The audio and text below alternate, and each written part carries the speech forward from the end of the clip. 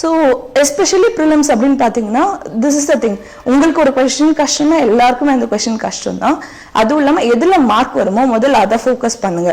For example இப்போல்லாம் maths ரொம்பவும் வந்து ட்ரிக்கி ஆக்கிட்டாங்க, கஷ்டமாக்கிட்டாங்க. அப்படின்றப்ப சம் ஆஃப் மை ஃப்ரெண்ட்ஸ்ன்னு இல்லை, பொதுவாகவே ஆஸ்பிரன்ஸ் வந்து என்ன பண்ணுவாங்கன்னா, it will touch their ego.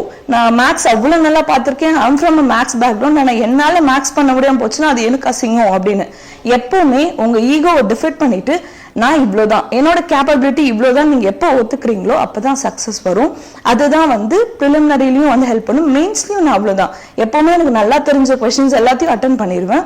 தெரியாத கொஷின்ஸை நான் முடிச்சுட்டு திரும்பி வந்து ஃபர்ஸ்ட்லேருந்து எதெல்லாம் தெரியாதோ அதை லாஸ்ட் ஆஃப்னா ஃபிக்ஸ் பண்ணி எழுதுவேன். ஸோ தெரிஞ்ச கொஷின்ஸ்க்குலாம் ரொம்ப நல்ல மார்க் வந்துடும். ஸோ இதுதான் வந்து எனக்கு ஹெல்ப்ஃபுல்லாக இருந்தது all through out the prelims and mains and interview. So இன்டர்வியூவில் ஸ்பெசிஃபிக்காக நான் ஒன்று சொல்லணும், டிஃபீட் யுவர் ஈகோ.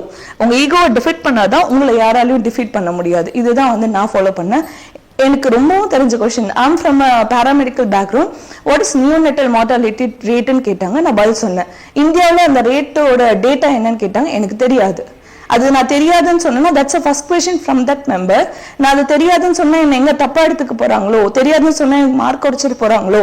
எனக்கு மார்க் குறைஞ்சா கூட பரவாயில்ல, ஆல் ஐ வாண்ட் இஸ் தெரியாதுன்னா தெரியாது, அதை நான் ஒத்துக்கிட்டேன். இவ்வளவுதான் என் கேப்பபிலிட்டின்றது நான் சொன்னேன். And I got the first lab. Okay, so இதுதான் வந்து இன்டர்வியூல நான் ஃபாலோ பண்ணது.